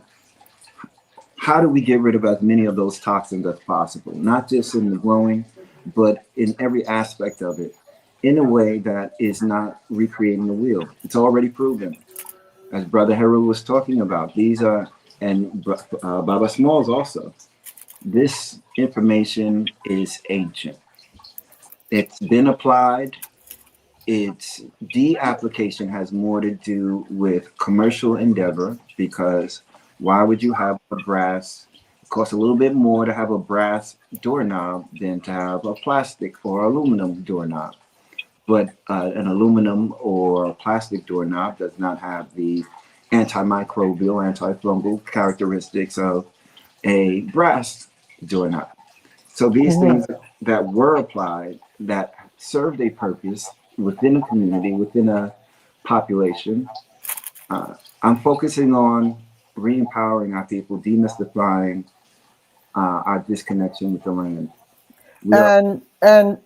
Excuse me, Yeah, I wanted to also let people know that you will be doing a slide presentation as well. yes, Okay. I will, absolutely. And you will be having handouts for the people when they come. So we'll have handouts, we'll have samples of the product as well. We will have herbs on sale for purchase, or I should say for exchange. We will have an interactive transplanting and engagement how-to situation going on at the same time, while having a communal discussion and sharing information about all things growing. And to take it out of the lecture field, we've been talking about a lot of things for a long time. We've been talking about growing. Oh, I have this piece of land here. I don't know what to do with it. I have this piece of plot over here.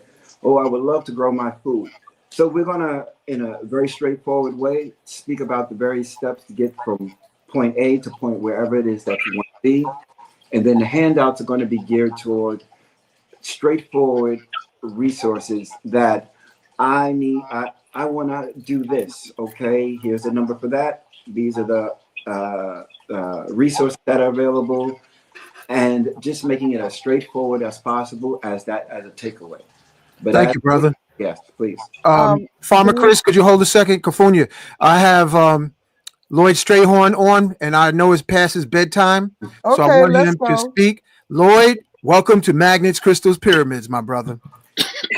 Thank you. I'm always honored, as you know, Hank. I heard the beautiful Cafunia on the other end.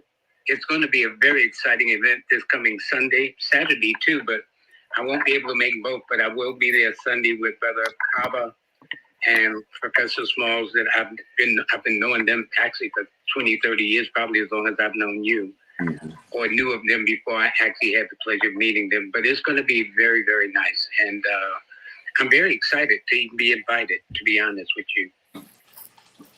Well, Uncle Lloyd, how are you, my brother?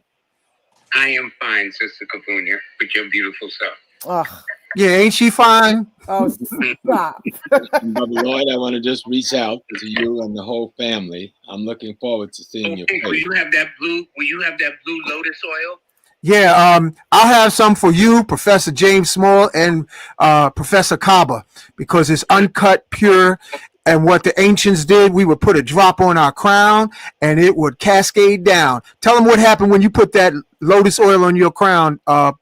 Well, it lasted for about 2 days. And I mean, it was just interesting. And when I do my little exercise to work up a sweat, it even permeates more, which was very interesting. And all I did was, as you suggest, put a couple of drops in the back of my head, and it just goes right through. It's just amazing. That's why I says, can you give me 3 or 4 of them? Yeah, I'm going to see if I can hijack a truck and hook you up. and I think Baba Smalls, Professor James Small, didn't get a chance to hear what you said. Oh, Professor James Small was giving you salutations, Lloyd. I love this brother. I mean, I've been knowing him since the 80s, okay? And he's always been a man of truth. Yes. People may not like him, but you know what I'm saying? But the truth is the truth is the truth. And that's how Brother Kaba and Professor Small rolls. That's how they do. They speak their truth. Like John Henry Clark, Ben Yekinen, Leonard Jeffries, John Hope Franklin, Ivan Van Sertima. These gentlemen are simply an extension of these legendary historians. Wow. We're going to have the Amazing 3 on Sunday. You're going to have the Amazing 3 on Saturday. And then we're going to have Kafunya MCing. And I'm going to keep an eye on her, make sure that she's everything's all right. And I know Lloyd is going to drop some science of what's happening in the stars with this up and coming transformation of a calendar year called 2025. And I know all of our guests here are going to be having their wonderful products on display. And I like to say, you know, we just recently did an event and we didn't call it Black Friday. We called it White Friday because we still haven't gotten the fact that we're supposed to be supporting our own first and foremost. And if there's anything left over, it can go to other communities. But I think we're getting it now. What do you think, Lloyd? I think you're right on point with that, Sister Kavunya. And really. So, I mean, it's just going to be a very nice presence. The energy is going to be very high. People are going to be open and receptive, and it's just going to be a must-attend event. I'll put it like that. Lloyd, will you be sharing about this natural phenomenon where all the planets are going to be lining up in the near future? No, actually, I'm coming there to see Kaba.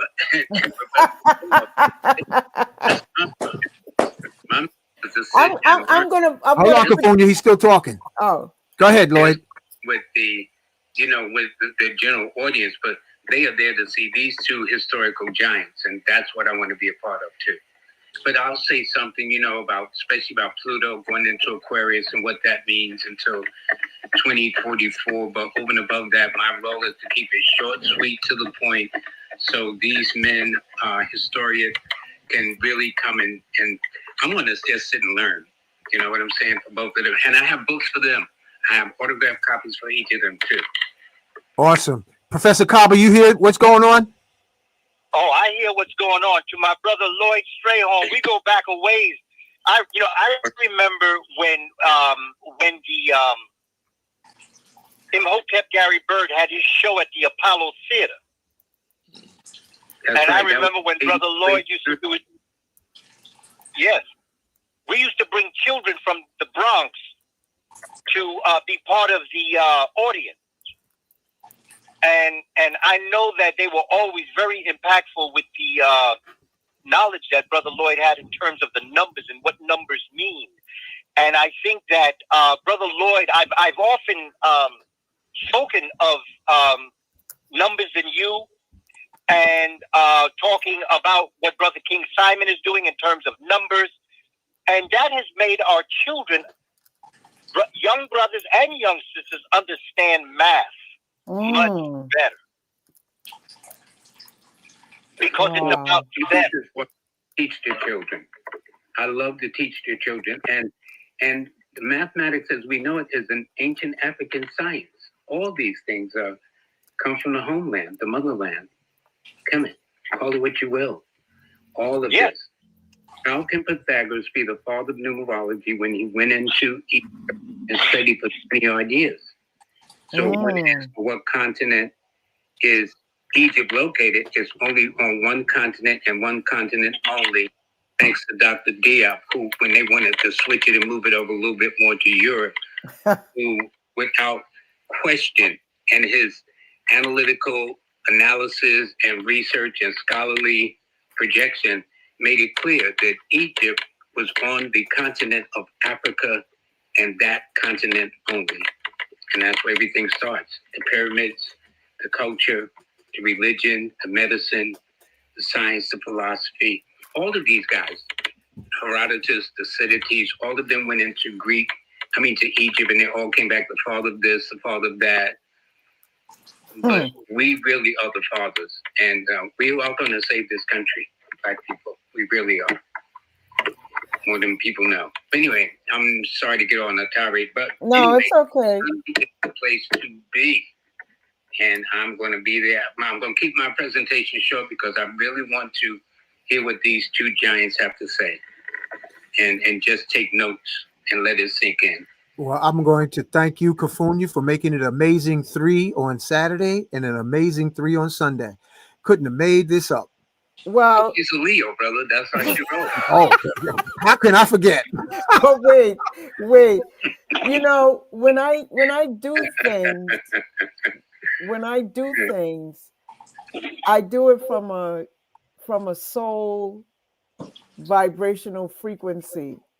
It's like, how can I bring all of these brothers together under one roof? Because sometimes it doesn't happen. Sometimes we have to do a part 1 and sometimes we have to do a part 2. But my intuition guided me to contact all of these beautiful brothers, all of them, to come together on this platform with myself and Uncle Hanky. And, you know, being the divine oracle and the divine feminine, I am so thrilled to be amongst Brother Albert, Brother Heru, Farmer Chris, my beautiful darling Professor James Small, and Brother Kaba and Lloyd Strayhorn. I mean, and celebrating, you know, the legacy of Nicholas Brooklyn, and to also give honors to Monique for doing the thing. You know, as a single parent, you know, that's no easy feat.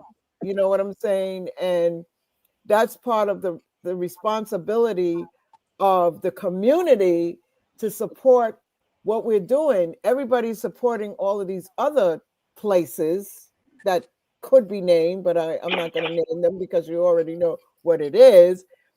That it's about time that we reignite, I would say, not, it was Black Wall Street, that we had our own schools, our own institutions, our own clinics, our own everything. And I think, and Lloyd, you can correct me if I'm wrong, that the cycle is returning once again. Well, that is true. That is true. And I'm going to explain all that in my short presentation on Sunday. Wonderful. Yes. And I want to say that this is amazing because you have the amazing 3 on Saturday, Brother Albert, Brother Heru, Farmer Chris. And on Sunday, you have the amazing 3, Professor James Small, Professor Kaba, and Lloyd Strayhorn. So 3 Woo. Weekend, 3 on Saturday, 3 on Sunday. And this is a magical weekend, family. Strong in my words. Yeah, well, those your words. I'm saying it's going to be a magical weekend. That's it. Could I ask the question of Baba Heru? Of if course. you don't mind. You know, when that thing that occurred, that that closed down our world or their world. I kept going. That's the truth. There was all this talk about how Africa was going to be wiped out and decimation. Mm-hmm. And of all the communities, and I spent time in Africa during that period back and forth, especially in Ghana, we didn't see that happen. So if you would just speak to that a little, just based on how our culture, every time I go over there, I take my groups to the botanical garden and to the botanical university, and we, buy our medicine and we get lessons on herbs and stuff. And that's not peculiar just to Ghana. Throughout the continent, we're still there, even though people try to say we're not. We're more there than we know. So if you just speak on that a little bit, brother. Yeah, absolutely. And I'll give a truncated version because there's a lot to it. Yes. So in 2019, I was in Ghana doing a construction project. So I have a construction company, and I was building water cisterns. So I used to live in the Caribbean, and it was a great solution to the house I lived in the U.S. Virgin Islands, and in places in Jamaica. A lot of houses, they catch rainfall on the roof and have an underground concrete tank. So my thought was, this should be done in Africa with every house. So instead of just complaining about it, I went to go do it. So I was doing it at my aunt's house. And then during that time, I started hearing little murmurs of some contagion coming out of Wuhan, China. And then airports started shutting down. And then airports in China were shutting down in different cities. And, they were talking about different European countries, airports shutting down. And what happened? I said, this is a little bit more serious than the regular fears that are floating around on, you'd always hear about the bird flu, H1N1, mad cow disease or foot and mouth disease. You'd hear about those things, but they were always very distant and fleeting. And because of the ephemeral nature of the news cycles, you tend not to pay these things much attention, but it kept going to many different news cycles. So when they gave it a name, they called it SARS-CoV-2. And so because it was SARS-CoV-2, my question was, what's SARS-CoV-1? And it turns out that there were all these scientific papers on SARS-CoV-1 from like the 1990s. Mm-hmm. And then coronaviruses in general, which is a common cold. 40% of common colds are actually coronaviruses. But they talk about SARS-CoV-1, and they talked about the mechanism of action of SARS-CoV-1. And essentially, it's an RNA pathogen. And what it does is it invades the cell, and it hijacks an intracellular apparatus called the RNA polymerase. Now, the RNA polymerase is like a Xerox machine. So when this SARS-CoV-1 pathogen or virus would invade into the cell, it would hijack the RNA polymerase and copy itself. And that's how it replicates. Now, it turns out that zinc shuts off the Xerox machine and stops the replication. The problem is zinc has two positive ionic charges, which creates a polarity with the cell cytoplasm. So it's almost like two magnets that are positive ends. They'll repel because of the polarity of the two positive charges. So zinc has two positive charges. So it doesn't rush into the cell easily. But if it gets into the cell, it will turn off the Xerox machine for the virus copying itself. This was known, and this was seen in papers. And, there's a paper that's called Zinc Plus 2 stops RNA polymerase from essentially copying the RNA virus. So anyway, because of this polarity, you need something that's going to change the polarity and almost like open the door of the cell to allow zinc to rush in and do its job. This compound that can open the door is called a zinc ionophore. This is very important. The zinc ionophore is what allows zinc to go in to turn off the replication. Now, the papers that they had on the zinc ionophore that they studied was chloroquine. So you'll see a paper from the National Institute of Health that says chloroquine is a zinc ionophore in stopping the replication, by allowing zinc to come in. It's actually there. You can read it. Now, what happened is that chloroquine, we know it very well in Africa. So this goes into answering your question. We've used chloroquine, or the bark from the quinine tree, which we get chloroquine from.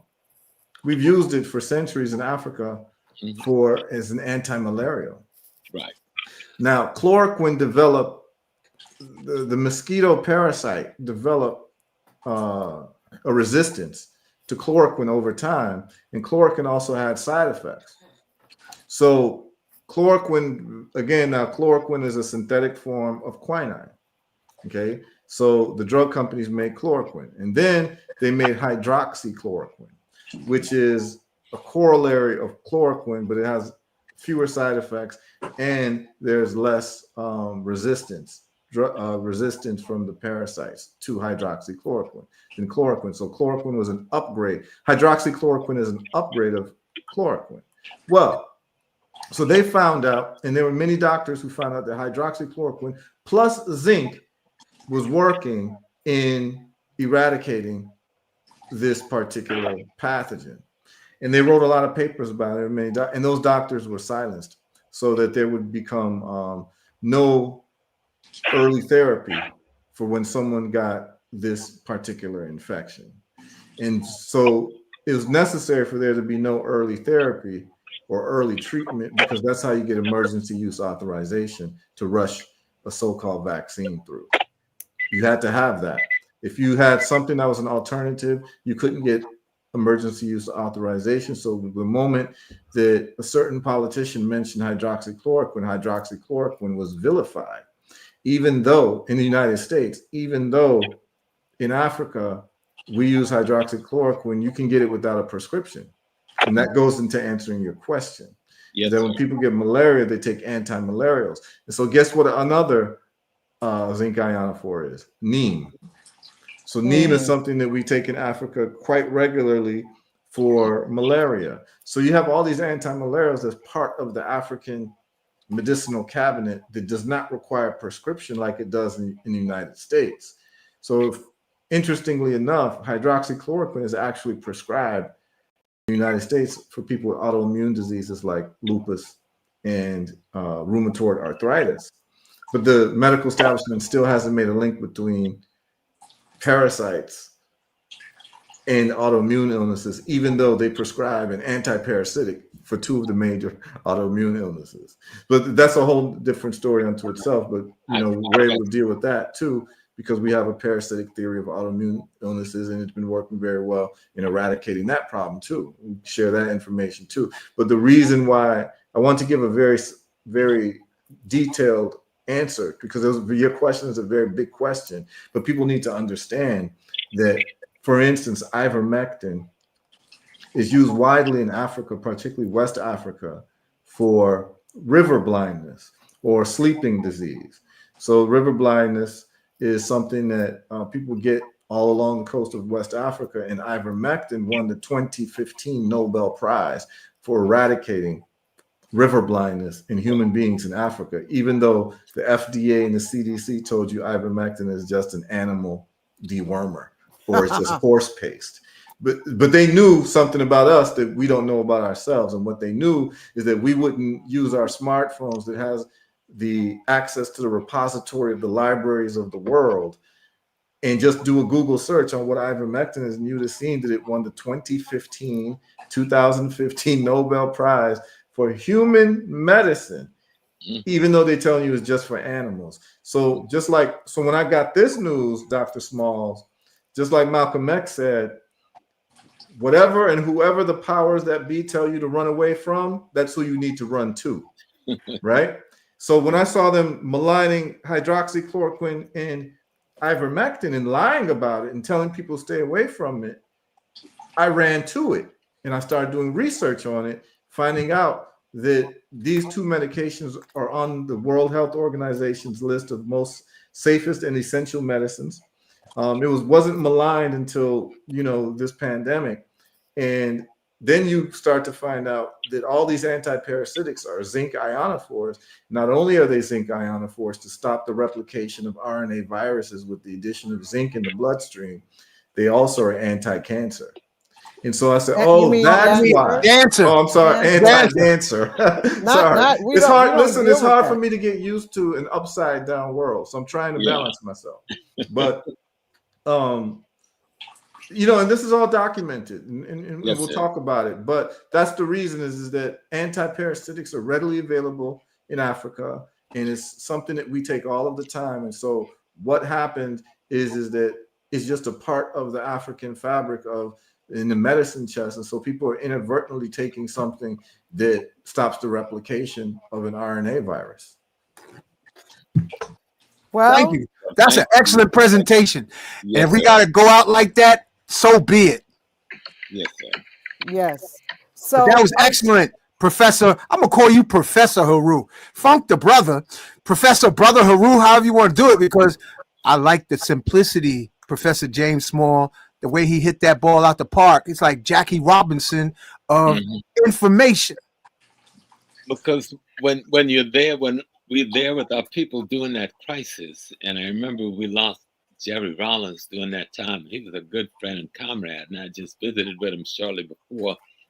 And we didn't want to believe what really happened to Jerry, because we know that I could walk down the street, and we started doing this 30 years ago, and reach up to a tree and pluck a leaf off and eat it, chew it, and get the juice to fight malaria. And this is something people do on a daily basis, right? And many of these orchards were planted by the European when he got there to help him fight malaria, when he learned about it from our people so he can get the chloroquine, And so something that's in our daily lives that we use multiple things just made the disaster that was forecast never happen. And no one talked about the fact that that forecast disaster never happened. Yeah, I mean, what you're saying is true. A lot of us talked about it. A lot of us saw. I mean, you could see the numbers. The numbers were very clear.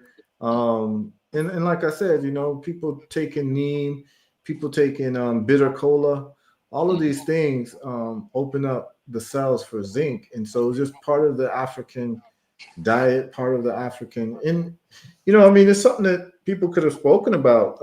I know that Madagascar, they had their own concoctions. And again, one of the concoctions was neem that they used. So it's like they understood. All you had to do was read the papers. Here's what I'm trying to figure out, Dr. Smalls. Dr. Smalls, here's what I'm trying to figure out. Yes, sir. With you as a scholar, right? I'm trying to figure out. I know they say if you want to hide something from people, put it in a book, right? Yes, but this information is so blatantly found, openly, notoriously found with a quick search on the U.S. National Institute of Health website. I'm wondering why they keep these studies up. That's what I'm trying to figure out, because if I was them, I would take them down tomorrow, because it incriminates everything that they do in the medical system. Well, when you want to avoid being convicted of a crime, you have to say, well, I tried to explain the alternative, but nobody listened. So I got that fallback position. I put it up there. I guess so. To tell the truth. And that's part of the MO. But then you acculturize a people not to look in that direction. You put fear in them to such a degree they won't let go of your hands, even though you're pulling them off the cliff. Wow. Yeah, that's real. That's beautiful. Thank you, Baba. I really needed that. And as far as you being professor, what made one a professor in the terms we use, a griot, a jolly, the great teachers, was their ability to do the scientific work that you do. You are a priest of the highest order. It was the people we're calling priests in history today in Africa. These were the scientists of yesterday. Mm. These were the great researchers. They don't even have a word for priest as such. Okay, these were the sacred scientists. You are a scientist of the highest order. Ashe. And Oh, this is the wow. first time I'm meeting you and hearing it, but I know what I know and I know what I hear. Thank you.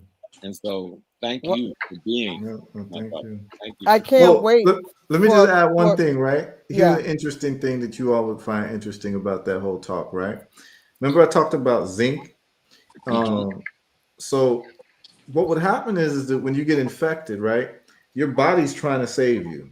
Like in spite of ourselves, our bodies are actually trying to keep us alive, right? And the moment that you get an RNA viral infection, your body looks for all the repositories of zinc that may exist in your body. And your body uptakes the zinc to try to fight the particular infection. But because of the diet in America that does not have, as probably Farmer Chris would talk about, the necessary nutrients and minerals, you're not getting enough zinc in your everyday diet. So many people in America are actually zinc deficient. And zinc is one of the nutrients needed for the immune system. But once you get infected and your body's compromised, your cells are actually looking to draw zinc to turn off this viral replication. Yeah. But when you are zinc deficient, but when you're zinc deficient, the body takes all of the zinc. And guess what? The first symptom of zinc deficiency is loss of smell and taste. Whoa. So remember that one of the first symptoms Yes. when you know that you had this particular was the loss of smell and taste. It was because all the zinc stores in your body were taken up by your immune system to try to help you stay alive. Wow. So your body got depleted of zinc, and now you get the first symptom of zinc depletion, the zinc deficiency, which is loss of smell and taste. Wow. Yep. Zinc. Yep. Woo. People. Bring some with you, Brother Albert. You better be stocked, Albert. Don't be talking about I'll check back with you next week. Yeah. Because they're coming out in droves, brother. And they're coming out in droves for the olive leaf as well. And they're coming out to learn more about how they can reclaim their greatest self through what we consume.